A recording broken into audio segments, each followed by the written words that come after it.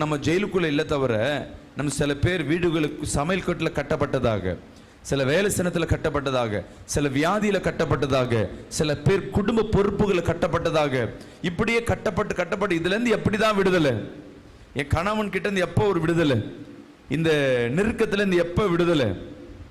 இப்படியே வாழ்க்கையில நொந்து போய் வந்திருக்கலாம். இன்னைக்கு கர்த்தர் உங்களோடு தீர்க்க தரிசனமாய் பேசுகிறார். அல்லேலூயா, அல்லேலூயா. இந்த நாள் இன்னைக்கு உன் கை கட்டுகளை கர்த்தர் விடுதலையாக்குகிறார். அல்லேலூயா.